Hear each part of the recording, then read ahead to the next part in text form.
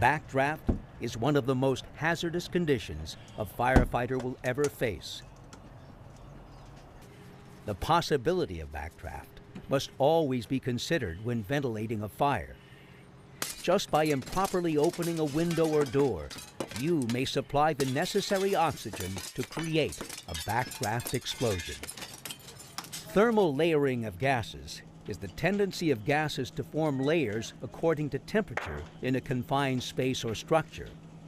It is a modest layer. The lowest point in the fire area will also be the low heat layer. This is generally the safest place for firefighters during the attack.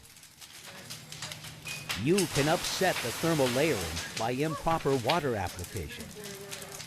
If water is improperly applied and the area is not ventilated, smoke and steam can circulate throughout all levels of the fire area. Firefighters have been needlessly burned by the swirling steam and smoke resulting from disrupting the thermal layering. In this program, you've seen important information about how fire behaves inside a compartment or enclosed structure.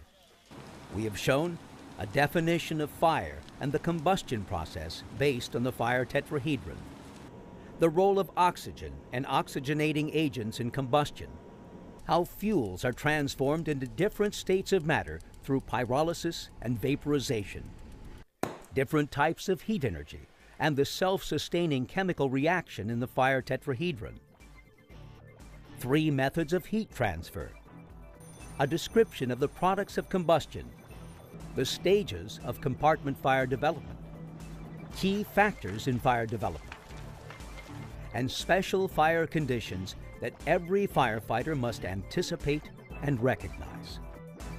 By understanding certain basic concepts of compartment fire ignition and development, every firefighter has a much better chance of recognizing and predicting fire behavior.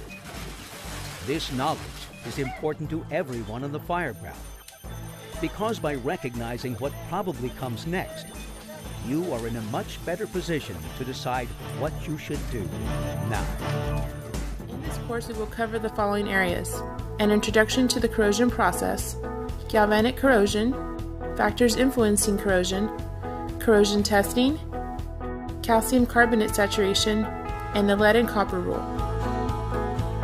Corrosion can be defined as the process by which something, especially a metal, is destroyed progressively by chemical action. In water treatment, corrosion can occur inside tanks, piping, pumps, motors, or anything that is made up of metal that comes in contact with water.